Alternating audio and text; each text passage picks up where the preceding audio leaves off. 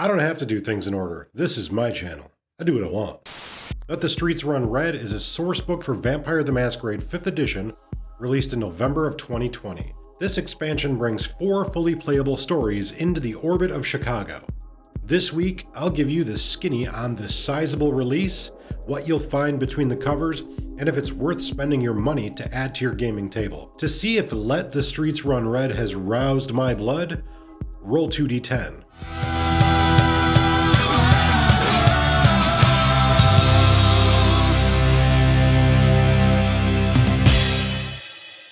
Let the Streets Run Red was the second additional sourcebook funded during the Chicago by Night 5th edition Kickstarter. If you haven't picked up a copy of Chicago by Night for the 5th edition, I suggest you do. I've done reviews of that book on my various podcasts in the past, but it's undoubtedly my favorite book for 5th edition. Let the Streets Run Red presents 4 fully realized arcs. These stories can be played individually to kickstart your long-term chronicle, they can be played chronologically, or they can be played in mixed order, whatever works for your group. In addition to the stories presented, there are also detailed write-ups for a ton of classic Vampire the Masquerade characters from very early editions of the game. Characters like Modius, Juggler, Mark Decker, Maxwell, and Elytria are a welcome addition to the updated system, conspicuously missing from the Chicago by Night release. Before I jump into the review, I just want to mention that this video will be somewhat spoilery. I won't give too much plot away, but I will talk freely about the stories and settings and my thoughts on the content. First up, there's more of the Wolfpack story included here. I'm not going to share any of the details, but it's so good. I don't even want to say more than that. Chapter 1, Power Prey, is a story that pits the kindred player characters against mortal hunters that are tracking down and hurting or killing their mortal touchstones. This story draws the players into the street-level existence of human beings, removing the assertion that vampires are greater than the mortals they manipulate. This chapter flips the script on setting and puts the vampires on the defensive. Power Prey is a fairly linear story that's perfect for folks new to the storytelling genre. What do I mean by linear storytelling? Linear storytelling means just that. You can draw a straight line from the beginning of the story to the end of the story. You'll hear me use the term linear a lot in this review, meaning that events in the stories proceed without much deviation from start to finish, rather than allowing subplots or B-story offshoots. Calling a role-playing narrative linear isn't necessarily a negative, though some folks might see it as such. Power Play provides a simple, uncomplicated look at the world of darkness, the people who dwell within it, and the impact the kindred have on them. It reminds me of those classic 1st and 2nd edition stories of Chicago, just slightly more nuanced and tightly written. And new STs will be happy with all the extra options included to propel the story. However, veterans might be put off by the excessive and somewhat arbitrary roles that are suggested, and some might even find the story a bit one-note.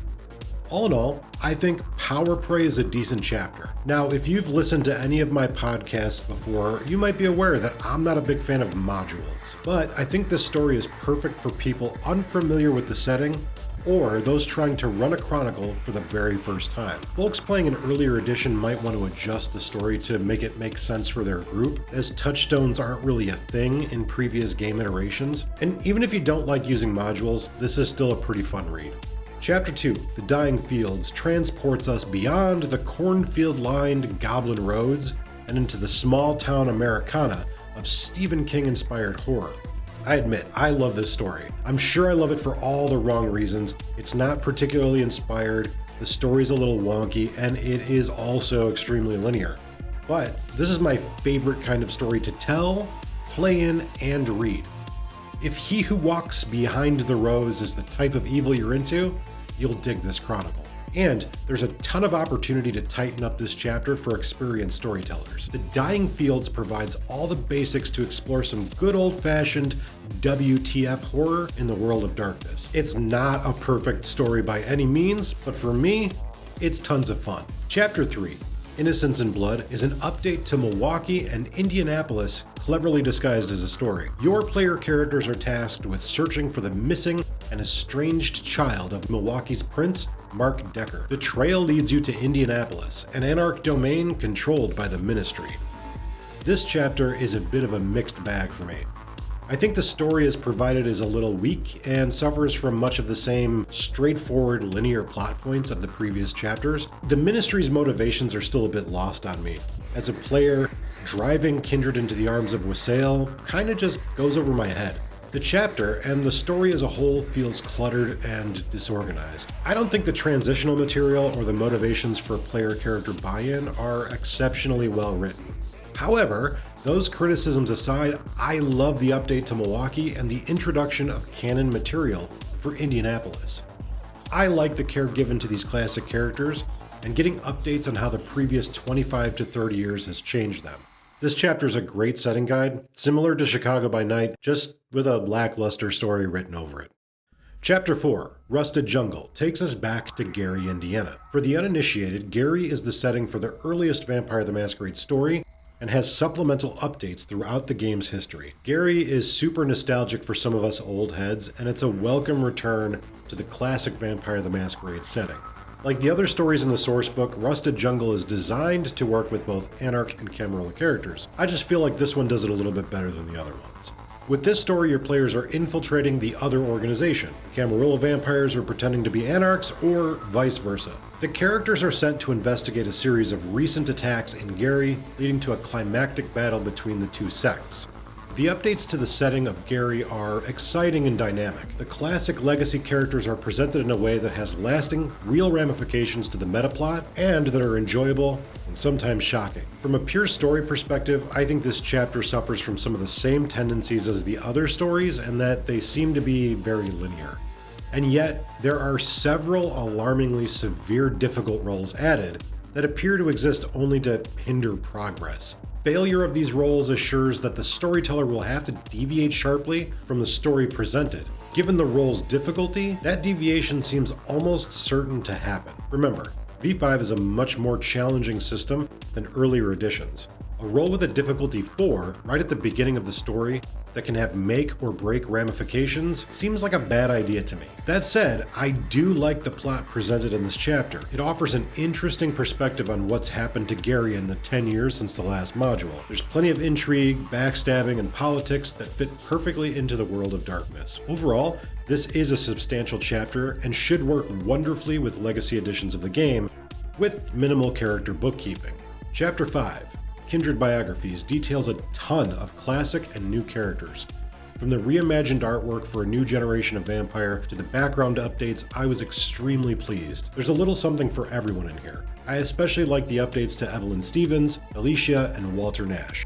Dawn Nakata is an especially obscure inclusion even some old school players might have missed. There's a real strength of quality for the new characters as well. I'm not going to spend too much time on them here, but I do find the bulk of them to be very solid. There's even some cool pre-made characters included in the back, so you can get playing right away. Here's my final assessment of Let the Streets Run Red by Onyx Path Publishing. I give it 4 dots out of 5. I think it's great for a story chronicle / module sourcebook, plus with all the extras thrown in there, it really makes the book work for me. I typically dislike modules for Vampire the Masquerade and just in general, but I think this is a prime example of what they can and should be. The characters are relatable and the art is really good, just as it has been in previous Onyx Path Publishing V5 books. For me, some drawbacks are linear story progressions, dice roll barriers, and just a few weak plot points that railroad progression. If you've been a fan of Onyx Path's material for V5, like Chicago by Night, you should enjoy this book too. If you'd like to hear more of my thoughts on this source book, check out my in-depth discussion with CT Phipps on the 2D10 podcast.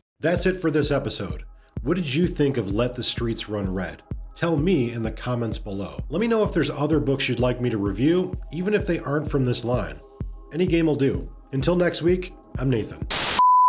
The classic legacy characters are presented in a way that has lasting, real ramifications to the fucking What's up?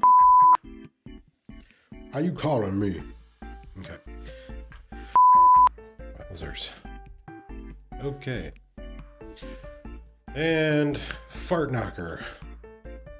Hey, how are you? How's my colors? Glasses. I'm an adult virgin. From a pure story perspective, I think this chapter suffers from some of the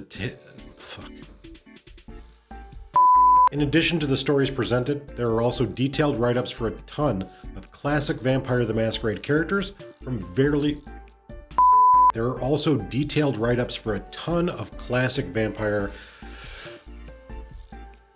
blah blah blah. In addition to the stories presented, there's also a ton of detailed write-ups for classic Vampire... Son of a fucking bitch. If you've been a fan of Honest... If you've been a pan, you should cook yourself an egg and shut the fuck up.